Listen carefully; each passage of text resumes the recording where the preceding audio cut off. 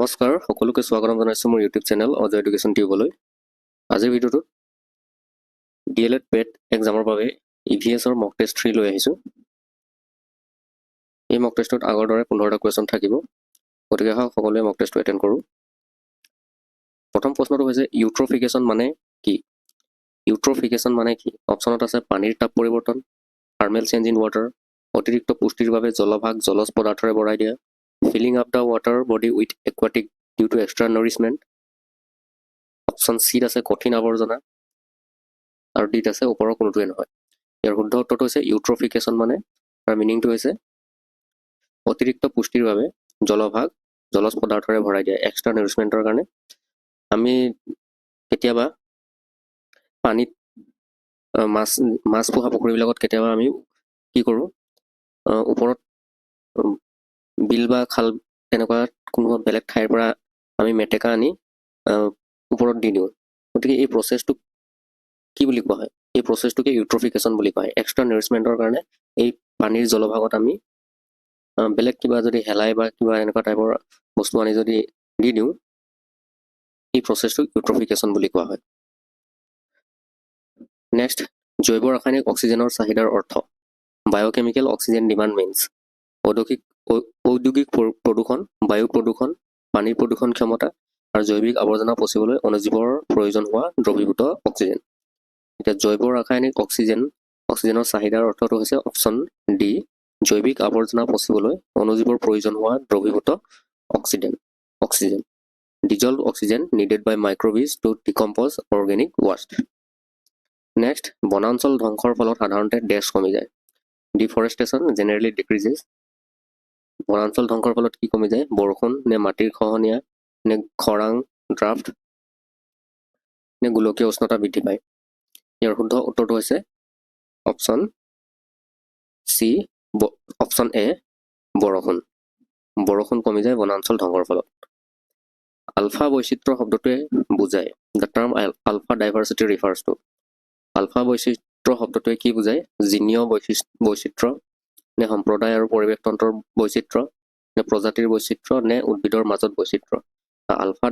আলফা যিটো বৈচিত্ৰ্য, alpha diversity, the term alpha diversity refers to কি বুজায়? সেইটো সম্প্ৰদায় আৰু পৰিৱেশ তন্ত্ৰৰ মাজত বৈচিত্ৰ্য, এইটো আলফা ডাইভাৰ্চিটি বুলি কোৱা হয়।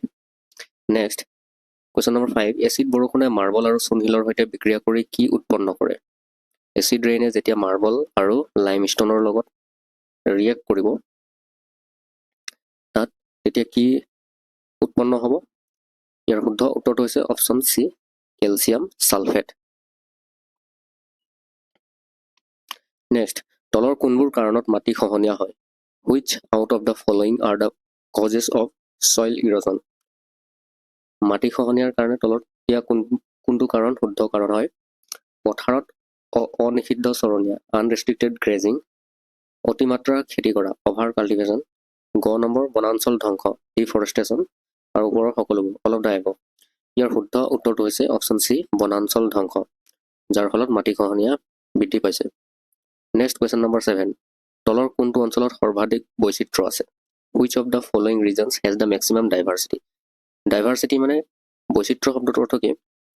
ডাইভাৰ্চিটি মানে হৈছে অমিল থকা, ইটোৱে সেইটোৰ লগত মিল নথকাটোকে ডাইভাৰ্চিটি বুলি কোৱা হয়।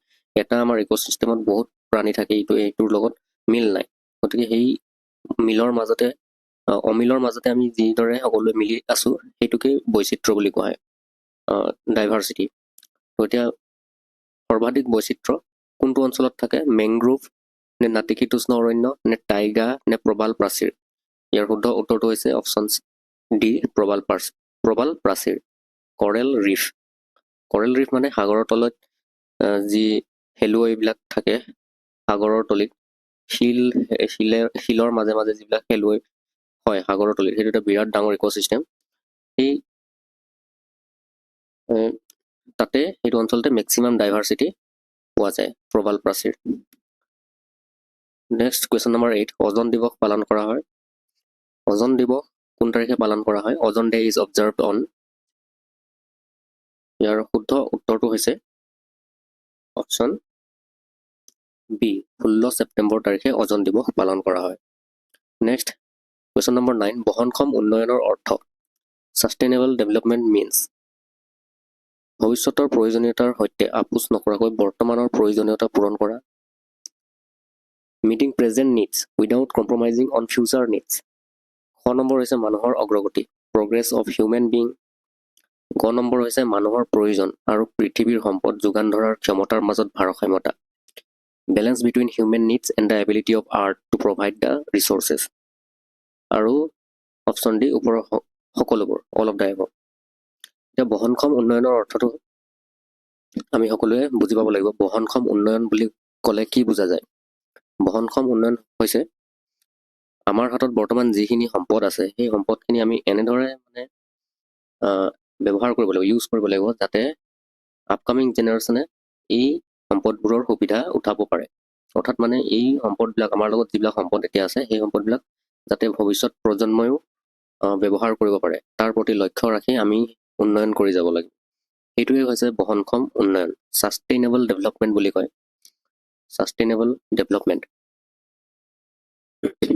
এতিয়া এই ছাষ্টেইনেবল ডেভেলপমেণ্ট ইয়াত প্ৰথম অপশ্যনটো দিছে ভৱিষ্যতৰ প্ৰয়োজনীয়তাৰ সৈতে আপোচ নকৰাকৈ বৰ্তমানৰ প্ৰয়োজনীয়তা পূৰণ কৰা আমি প্ৰেজেণ্ট টাইমত আমাক যিবিলাক নিডছ সেই নিডছবিলাক এনেদৰে আমি পূৰণ কৰিব লাগিব যাতে ফিউচাৰত আমি কম্প্ৰমাইজ কৰিবলগীয়া নহয় যে এই বস্তুটো কমি গ'ল বুলি সেইটো হৈছে অপশ্যন ক এইটো শুদ্ধ বহনক্ষম উন্নয়নৰ এইটো এটা অৰ্থ হয় খ নম্বৰ হৈছে মানুহৰ অগ্ৰগতি বহনক্ষম উন্নয়নত মানুহৰ অগ্ৰগতি হ'বই লাগিব প্ৰগ্ৰেছ অফ হিউমেন বিং একো অগ্ৰগতি হোৱা নাই একো বোলে সম্পদো ব্যৱহাৰ কৰা নাই একো ৰিচোৰ্চে ইউজ কৰা নাই তেতিয়াহ'লেতো উন্নয়ন নহ'ব গতিকে মানুহৰ অগ্ৰগতি হ'বই লাগিব প্ৰগ্ৰেছ অফ হিউমেন বিংছ এইটো শুদ্ধ উত্তৰ মানুহৰ প্ৰয়োজন আৰু পৃথিৱীৰ সম্পদ যোগান ধৰাৰ ক্ষমতাৰ মাজত ভাৰসাম্যতা থাকিব লাগিব বেলেঞ্চ হ'ব লাগিব কিহৰ ভিতৰত বিটুইন হিউমেন নিডছ মানুহৰ যিখিনি প্ৰয়োজন and the ability of art আৰু পৃথিৱীয়ে যি যোগান ধৰিছে আমাক তাৰ মাজত এটা বেলেঞ্চ হ'ব লাগিব বেছি অধিক ব্যৱহাৰ কৰি পৃথিৱীৰ বেলেঞ্চ এই ভাৰসাম্যতাটো আমি নষ্ট কৰিব নালাগে গতিকে এই বেলেঞ্চটো থাকিব লাগিব বহনক্ষম উন্নয়নত সেই বেলেঞ্চটো থাকিব লাগিব গতিকে এইটো শুদ্ধ উত্তৰ গতিকে ইয়াৰ অপশ্যন আটাইবোৰ ওপৰৰ all of the above true গোটেইকেইটা অপশ্যনে শুদ্ধ গতিকে অপশ্যন ডি ইয়াৰ শুদ্ধ উত্তৰ নেক্সট পৰিৱেশ তন্ত্ৰত শক্তিৰ প্ৰৱাহ হ'ল পৰিৱেশ তন্ত্ৰত শক্তিৰ প্ৰৱাহ এনাৰ্জি ফ্ল' ইন ইক'চিষ্টেমত এনাৰ্জি ফ্ল' দ্বিমুখী হয় নে একদিশীয় হয় নে বহুমুখী হয় নে সকলো দিশে ইয়াৰ অপশ্যনটো হৈছে একদিশীয় এনাৰ্জি আমাৰ এটা ডায়েগ্ৰাম থাকে যেনেকৈ প্ৰথম কি হয় উৎপাদক উপভোক্তা গ্ৰাহক এনেকৈ এটা ইক'চিষ্টেম আমাৰ পিৰামিড টাইপৰ এটা এনেকৈ ইক'চিষ্টেম এটা ফ্ল' ডায়েগ্ৰাম এটা হয় তাৰপিছত আকৌ আহি বিয়োজকে আকৌ সেই উৎপাদকক খাই গেলি পচি এনেকৈ এটা ডায়েগ্ৰাম এটা হৈছিল আমাৰ এই ডায়েগ্ৰামটোত এনাৰ্জি ফ্ল' তলৰ পৰা সাধাৰণতে ওপৰলৈ হয় সেইকাৰণে একদিশীয় হয় বুলি কয় এনাৰ্জি ফ্ল'টো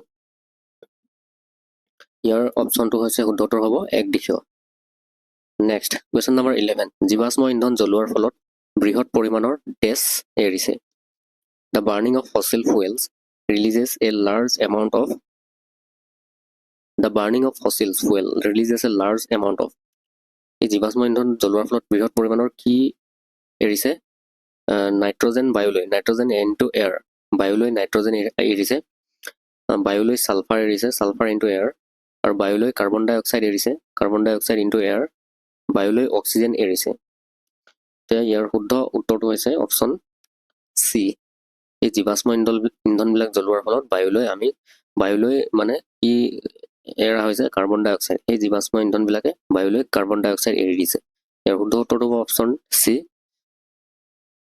নেক্সট মাটিৰ পৃষ্ঠভাগ খেৰ পাত বা ঘাঁহেৰে ঢাকি ৰখাটো কি বুলি জনা যায় মাটিৰ ওপৰত খেৰ পাত বা ঘাঁহেৰে ঢাকি ৰখা covering the soil surface by straw leaves or grasses is known as leaching কয় নে মালচিং কয় নে টেৰেচিং কয় নে শস্য আৱৰ্তন বুলি কয় ইয়াৰ শুদ্ধ উত্তৰ হৈছে মালচিং নেক্সট অতি বিপন্ন প্ৰজাতিৰ ৰঙা পাণ্ডা ভাৰতৰ কোনটো অংশত পোৱা যায়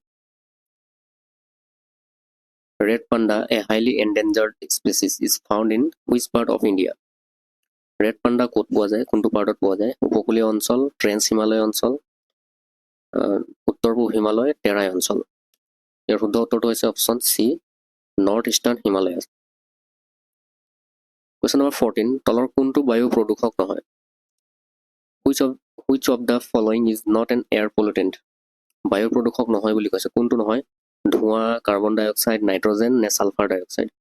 ইয়াৰ শুদ্ধ উত্তৰ হৈছে নাইট্ৰজেন। বাকী ধোঁৱাই এইটো আমাৰ বায়ু প্ৰদূষণ কৰে, কাৰ্বন ডাই অক্সাইডো বায়ু প্ৰদূষণ কৰে, ছালফাৰ ডাই অক্সাইডো কৰে। ইয়াৰ শুদ্ধ উত্তৰ হ'ব নাইট্ৰজেন। নাইট্ৰজেনে বায়ু প্ৰদূষণ নকৰে। আৰু বায়ুত 78% আমাৰ নাইট্ৰজেন থাকে বুলি আমি জানো, গতিকে নাইট্ৰজেন থাকিলে বায়ু প্ৰদূষণ নহয়। 1936 চনত ভাৰতত প্ৰতিষ্ঠা হোৱা প্ৰথমখন ৰাষ্ট্ৰীয় উদ্যান হৈছে। আজি মক টেষ্টৰ শেষৰটো প্ৰশ্নলৈ আহিছোঁ। 1936 চনত ভাৰতত প্ৰতিষ্ঠা হোৱা প্ৰথমখন ৰাষ্ট্ৰীয় উদ্যান কোনটো আছিল? 1936 চনত ইষ্টাব্লিছ হৈছিল first national park. Option A আছে দুধৱা ৰাষ্ট্ৰীয় উদ্যান, খ আছে ৰাজাজী ৰাষ্ট্ৰীয় উদ্যান, গ আছে জিম কাৰ্বেট ৰাষ্ট্ৰীয় উদ্যান আৰু ঘ আছে কাজিৰঙা ৰাষ্ট্ৰীয় উদ্যান। ইয়াৰ শুদ্ধ উত্তৰটো হৈছে option C, gym Corbett national park. বন্ধুসকল, ভিডিঅ'টো আজিলৈ ইমানে। ভিডিঅ'টো ভাল লাগিলে লাইক কৰিব আৰু কমেণ্ট কৰিব আৰু শ্বেয়াৰ কৰিবলৈ নাপাহৰিব। Thank U.